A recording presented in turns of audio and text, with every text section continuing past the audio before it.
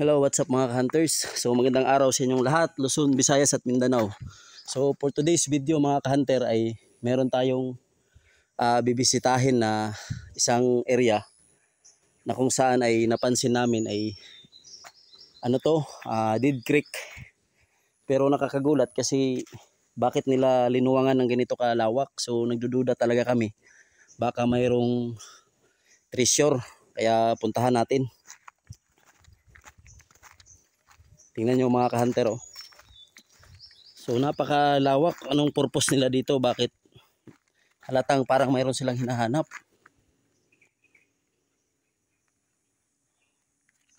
Ito mga ka-hunter, mukhang kaduda-duda na to dito. Hala. Hala.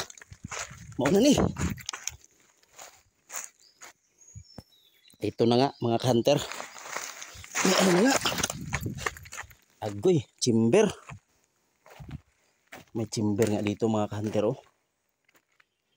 Ito oh. So nakita talaga nila yung chimber mga ka-hunter. Ito talaga yun, kaya linuwangan nila ng linuwangan hanggang sa matagpuan nila tong chimber na to. Ito na. Na-open talaga nila yung chimber mga ka-hunter.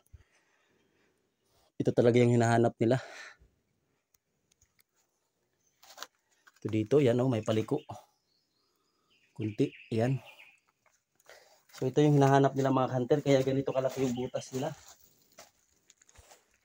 Yan, kung tingnan nyo, na-open to bigla. Kaya ito yung sinadya nila dito. Bakit? Hindi sila tumigil sa pag-open nito. Kasi ito yung hinahanap nila dito. Kasi imposible naman na palakihan nila to eh.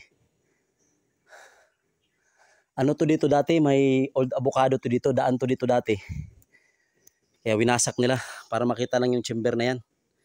Kaya jackpot sila dito mga hunter. May financier kasi, may makinarya. Kaya talagang nakita nila. Maglalakad-lakad pa tayo. Para baka may madiscover pa tayo ditong tinatrabaho nila. So ayan yung mga kasama natin. Mga hunters natin dyan sa unahan. So yan, talagang giniba nila tong buong creek na to mga hunter. Kaya paki-follow, subscribe at paki-share ng ating mga videos mga hunter para sa susunod na mga lakad natin ay updated kayo. Maraming salamat.